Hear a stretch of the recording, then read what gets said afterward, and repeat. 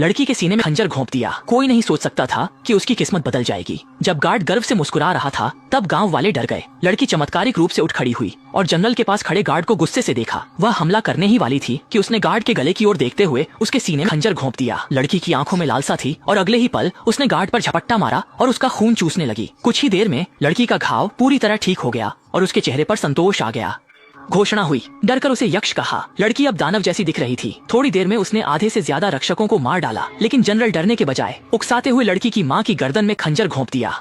कुछ दिन पहले वह एक साधारण और दयालु लड़की थी। उस दिन राजा पहाड़ों में देवता की मूर्ति की पूजा करने आए थे और लड़की जिज्ञासावश उनके पीछे चल पड़ी। जैसे ही राजा वहां से गए वह मूर्ति के पास पहुंची और अनजाने में उसे एक मोती मिल गया। तभी एक पुजारी वहां आ गया, जिससे लड़की घबराकर भाग गई। बाद में उन्होंने उस मोती को अपनी देवी की मूर्ति को अर्पित कर दिया। जब राजा को यह पता चला तो वह बहुत क्रोधित हो गए। उन्हें लगा कि बच्चों ने मंदिर में बिना अनुमति प्रवेश किया और देवताओं का मोती चुरा लिया। यह उन्हें स्वीकार्य नहीं था। उन्होंने उसे अन्य मूर्तियों पर बांध दिया और राजा ने गुस्से में मंदिर को जला दिया और सभी बच्चों और परिवारों को जो मंदिर में गए थे उन्हें मारने का आदेश दिया। इस पर लड़की और उसका परिवार जल्दी से एक छिपी गुफा में छुप गए, लेकिन उन्हें नहीं पता था कि गुफा के अंदर एक प्राचीन रहस्यमय शक्ति थी। जब लड़की गुफा में खेल रही थी तो उसने अचानक एक सिर कटी मूर्ति देखी। लड़की जल्दी से उसे देखने गई, लेकिन उसे एक चमगादड़ ने काट लिया।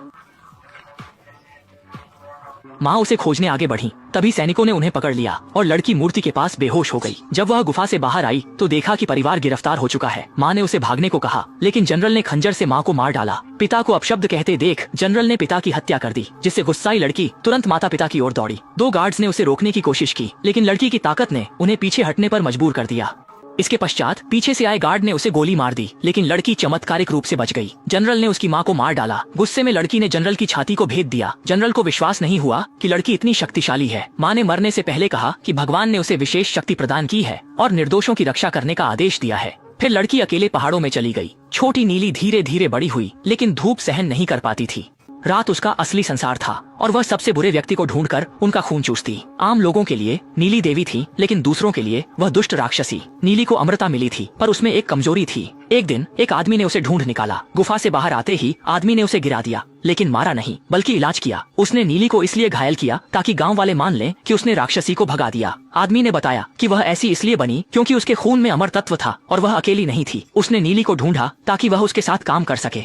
संक्रमितों का सामना करो। थोड़े समय में आदमी उसे शहर ले आया। उसने नीली से कहा कि उसे कम ध्यान आकर्षित करना चाहिए। उसी दिन उसने देखा कि एक आदमी उसके सहकर्मी को प्रपोज कर रहा है, लेकिन सहकर्मी नहीं चाहती थी। नीली ने पहले दखल नहीं दिया, पर आश्चर्य हुआ जब आदमी ने एसिड की बोतल निकाली। उसने महिला को चेतावनी दी कि जो उसे नहीं मिल सकता वह सब कुछ खुद बर्बाद कर देता। जैसे ही वह सहकर्मी पर वार करने वाला था, नीली अचानक आ गई। आदमी ने उसे दूर हटने को कहा। तभी नीली ने दीवार पर तेजाब फेंका, जिससे आदमी लगभग मर गया। फिर नीली ने घूंसा मारकर उसे गिरा दिया, जिससे वह गुस्से में आ गया। जब वह नीली को सबक सिखाने की सोच रही थी, नीली ने लगातार हमले करके उसे चौंका दिया। वह समझ नहीं पाई कि नीली के पास इतनी ताकत कैसे है। जैसे ही वह सहकर्मी से पूछने वाली थी, नीली ने उसे लात मारकर दूर फेंक दिया, लेकिन नीली को यह उम्मीद नहीं थी। आदमी पुलिस वाले का भाई और मानव तस्कर है। जब नीली रात को घर लौट रही थी, उसने नीली के कंधे पर सुई चुभो दी। थोड़ी ही देर में नीली कमजोर पड़ने लगी, इसलिए उन्होंने नीली को कार में खींच लिया। नीली ने लोहे के फ्रेम को मोड़ दिया, फिर भी तस्करों ने उसे पकड़ लिया। यह दृश्य पड़ोसी सन्नी ने देख लिया। उसने तुरंत किसी को पुलिस बुलाने को कहा और तस्करों के पीछे लग गया। वे नीली को सुनसान फैक्ट्री में ले गए। जैसे ही वह कुछ सोच रही थी, 2 कुत्ते उस पर भौंकने लगे। तस्कर ने चाकू निकालकर छोटे कुत्ते की तरफ बढ़ा। कुत्ते की आवाज से नीली जाग गई, लेकिन वह तस्कर द्वारा मारी गई। नीली को जागते देख तस्कर ने थप्पड़ मारा और कान के पास जाकर पूछा कि उसे पता है किसे नाराज किया है। जब वह गर्व महसूस कर रही थी, नीली का ध्यान उसके गले की ओर गया। कुछ ही देर में उसने सभी तस्करों को खत्म कर दिया। यह देखकर सनी की हालत खराब हो गई। जब सनी को होश आया तो नीली ने कहा कि वह लाशों को साफ करे, वरना उसे भी खत्म कर देगी। जल्दी ही उन्होंने लाशों को खून के पानी में बदल दिया। कुछ समय बाद तस्करों का पुलिस वाला भाई वहां पहुंचा, लेकिन उसे सिर्फ कुछ दांत और एक कॉन्टैक्ट लेंस मिला। उसने कसम खाई कि भाई की मौत का बदला लेगा। जब उसे समझ नहीं आ रहा था कि कहां से शुरू करे, उसने सनी को अखबार देखकर डरते पाया। दरअसल अखबार में रात की घटना की रिपोर्ट थी और सनी की यह हरकत पुलिस का ध्यान खींचने में सफल रही। उसने अखबार लेकर नीली की दूसरी गवाह से पुष्टि करने का निर्णय लिया। वह वही अपहृत लड़की थी जिसने दोनों के जाने के बाद चुपके से नीली के घर में प्रवेश किया। उसने जल्दी ही खोई हुई कॉन्टैक्ट लेंस की डिब्बी और फ्रिज में ताजा खून पाया। इससे पुलिस को यकीन हो गया कि कल रात का हत्यारा नीली ही थी। जब वह वहां से निकलने की सोच रही थी, तभी नीली वापस आ गई। उसने जल्दी से अपनी पिस्तौल निकालकर तैयार हो गई, लेकिन उसे आश्चर्य हुआ जब नीली अचानक कमरे में प्रकट हो गई। पुलिस ने हाथ उठाकर कई गोलियां चलाईं, लेकिन नीली ने सभी से बचाव कर लिया। इसके बाद नीली ने पुलिस की बांह पकड़ ली और पुलिस ने फिर से हमला करने की कोशिश की।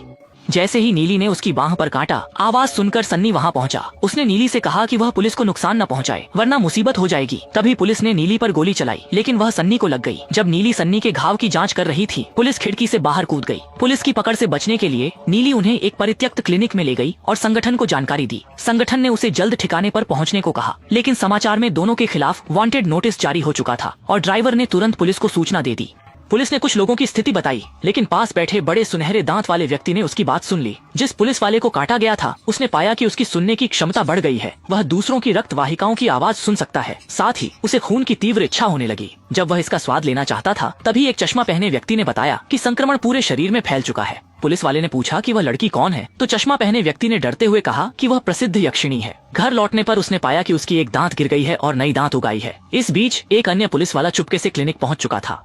जल्दी ही उसने घायल सन्नी को ढूंढ लिया। जब वह तस्वीरों की तुलना कर रहा था, तभी नीली अचानक पीछे आ गई। वह पुलिस पर हमला करने ही वाला था कि किसी ने उसे गोली मार दी, जो कि एक और पुलिस वाला था। जब मूंछ वाला अधिकारी वहां पहुंचा, तो उसने वरिष्ठ अधिकारियों को रिपोर्ट करने की तैयारी की। तभी बड़ा सोने का दांत अचानक प्रकट हो गया। उसने मूंछ वाले अधिकारी के चारों ओर घूमना शुरू कर दिया और थोड़ी ही देर में उसके चारों ओर कई छायाएं दिखाई देने लगीं। यह देखकर मूंछ वाला अधिकारी डर गया और भागने की कोशिश करने लगा। वह अचानक बड़े दांतों वाले व्यक्ति की बाहों में गिरा, जिसने फौरन पिस्तौल निकाली, लेकिन बड़े दांतों वाले ने पिस्तौल छीन ली। उसने हाथ पर छुआ और पिस्तौल सफेद फूल में बदल गई। छोटा मूंछ वाला हैरान था। तभी बड़े दांतों वाले ने फूल पर फूंक मारी, जिससे छोटा मूंछ वाला भ्रमित हो गया। अगले ही पल वह कांच से घिर गया और उसके साथी ने देखा कि छोटा मूंछ वाला क्या कर रहा है, जबकि वह सामने था। लेकिन छोटा मूंछ वाला कह रहा था कि वह उसे नहीं देख सकता। तभी एक छाया गुजरी, लेकिन वह नहीं जान पाया कि वह कौन था। तभी दाजिनिया छत से कूदकर नीचे आया और पिस्तौल निकाल ली। ये देखकर पुलिस ने तुरंत आत्मसमर्पण कर दिया, लेकिन दाजिनिया ने उन्हें नहीं छोड़ा और ट्रिगर दबा दिया। गुस्से में पुलिस वाले ने गोली चला दी, लेकिन दागिनिया के चारों ओर कबूतर आ गए और गोली उसे छू भी नहीं पाई। फिर उसने पत्ते से सामने वाले की जांघ में छेद कर दिया। पुलिस वाले को निपटाने के बाद उसने नीली के सिर से गोली निकाली और नीली को जगाया। दागिनिया संगठन का आदमी था और पुलिस के आने से पहले ही उन्हें अड्डे पर ले गया था। पुलिस वाले ने साथी के खून को देखा और जिज्ञासावश एक कौर खा लिया। अचानक उसने एक नए संसार का द्वार खोला। ठिकाने पर पहुंचते ही सन्नी को दागिनिया के बारे में जानने की जिज्ञासा हुई कि वह कौन है। उसने सबको बताया कि वह सच में अद्भुत है। नीली ने तुरंत पुलिस के संक्रमित होने की बात अधिकारी को बताई। अधिकारी ने कहा कि वह खुद पुलिस का सामना नहीं कर सकता, आगे के लिए कोई विशेष व्यक्ति होगा और उसे जल्दी से शहर छोड़ देना चाहिए। इस दौरान उन्हें तहखाने में छिपकर रहना होगा। जल्द ही उन्होंने देखा कि तहखाने में कई अजीब लोग दागिनिया के साथ रहते हैं और उन्हें चेतावनी दी कि वे दूसरों की जासूसी न करें। इसके बाद उसने ताली बजाई और गायब हो गया और पुलिस का नेता भी मौके पर पहुंच गया। ये देखकर नेता ने कुछ गोलियां चलाईं, लेकिन वे पुलिस को नुकसान नहीं पहुंचा सकी और पुलिस को विश्वास हो गया अब उसे कोई नुकसान नहीं पहुंचा सकता। उसे लगता है कि वह भगवान से भी ज्यादा ताकतवर है, लेकिन खून की ओर खिंचाव से खुद को रोक नहीं पा रहा। कुछ ही समय में उसने अपनी मां का सारा खून चूस लिया। इस बीच विशेष पुलिस बल ने ठिकाने को घेर लिया। खबर मिलते ही नीली ने हथियार निकाल लिया और सनी से कहा कि चाहे कुछ भी हो बाहर न आए। धीरे धीरे नीली की आंखें हरी हो गईं और उसने अपनी खूनी अवस्था को सक्रिय कर लिया। जैसे ही विशेष पुलिस बल ने ठिकाने पर हमला किया, नीली अचानक गायब हो गई। पुलिसकर्मी आगे बढ़कर जांच ही करना चाहते थे कि नीली अचानक प्रकट हो गई और कुछ ही पलों में उसने विशेष पुलिस बल को गिरा दिया। अगले ही पल कुछ एजेंट अंदर आए और बिना कुछ कहे नीली को छलनी कर दिया। नीली के गिरते ही उसने सन्नी से जल्दी जाने को कहा, लेकिन सन्नी ने खून का बैग फेंक दिया, जिससे वे गुस्से में सन्नी पर हमला करने लगे। इस बीच नीली ने पुनर्जीवित होकर कुछ घूंसे मारकर उन्हें हरा दिया। तभी संक्रमित पुलिसकर्मी बाहर आ गया। वह संगठन के नेता से मिलना चाहती थी। उसे पता था कि संक्रमित लोग अकेली नहीं है, लेकिन नीली ने चुपके से चाकू निकाल लिया, पर पुलिसकर्मी ने उसके हमले को रोक लिया। इसके बाद लड़ाई शुरू हुई, लेकिन नीली पुलिस का सामना नहीं कर पा रही थी। थोड़ी देर में पुलिस ने देख लिया कि नीली को धूप से डर लगता है और उसने मुस्कुराते हुए नीली को धूप में छोड़ दिया। जब पुलिस को लगा कि वह सब कुछ नियंत्रित कर सकती है, तो सन्नी ने पुलिस पर गोलियां चला दी और जल्द ही पुलिस को गिरा दिया। जैसे ही नीली पुलिस को खत्म करने के लिए चाकू का इस्तेमाल करने वाली थी, पुलिस अचानक गायब हो गई। असल में उसने सन्नी के साथी को पहले ही नियंत्रित कर लिया था। अब उसे नीली को नियंत्रित करना था ताकि नीली के पीछे की संगठन मदद के लिए आए। जब वह नीली पर हमला करने वाला था, सन्नी ने उसे पीछे से रोक लिया और पास खड़े दोस्त ने सन्नी की मदद की। नीली ने तुरंत चाकू निकाला और पुलिस वाले के सीने में घोंप दिया। पुलिस वाले को खत्म करने के बाद उन्होंने उसे एक विशेष मुर्दा घर में बंद कर दिया। नीली ने अगले शहर में जाकर रहने का निर्णय लिया, लेकिन उसके जाने के कुछ समय बाद बेस में एक निंजा प्रकट हुआ, जिसने वहाँ हत्याकांड कर दिया और सभी मानव तस्करों को मार डाला।